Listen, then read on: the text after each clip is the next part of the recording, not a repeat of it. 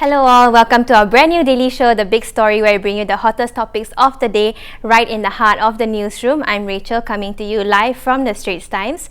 We are streaming live on Facebook and YouTube, so make sure to like, comment and share with your friends. Also, do click on the bell to be alerted whenever we are live. I have my newsroom colleagues joining me today to share about the topics that got you talking today. So, a getaway in Bali turned into a nightmare for a couple last week. Mr. Eugene Atta and his wife, Miss Dolly Ho, were robbed, hospitalized and harassed during their 4-day vacation in Bali.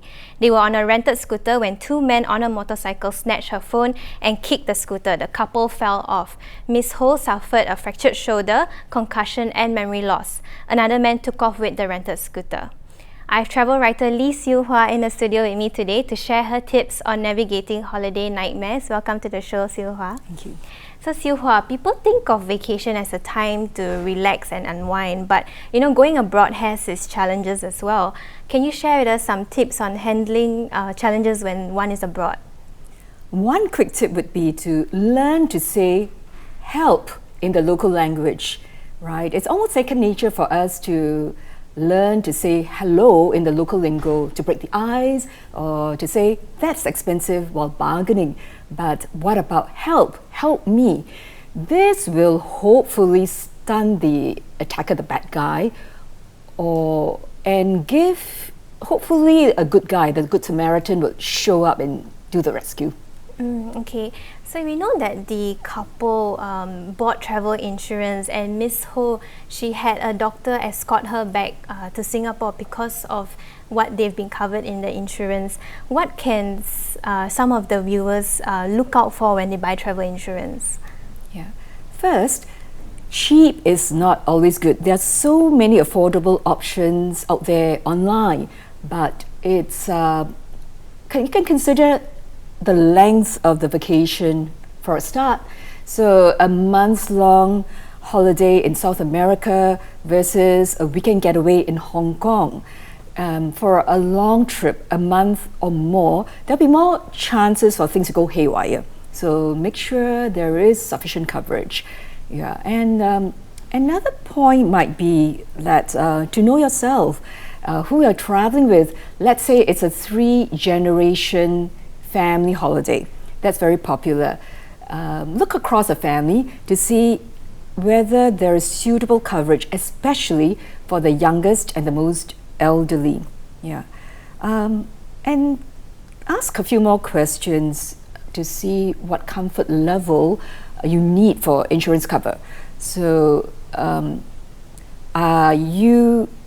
in this day of terror attacks, would you want to buy more peace of mind with full coverage against terrorist attacks?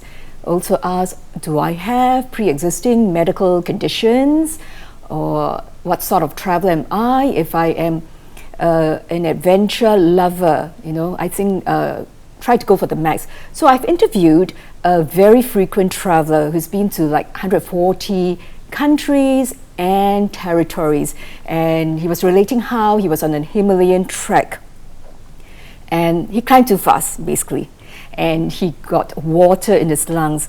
His guide had to call in a helicopter, so the chopper ride to Kathmandu in Nepal might have cost like US $10,000, but because of his coverage was taken care of.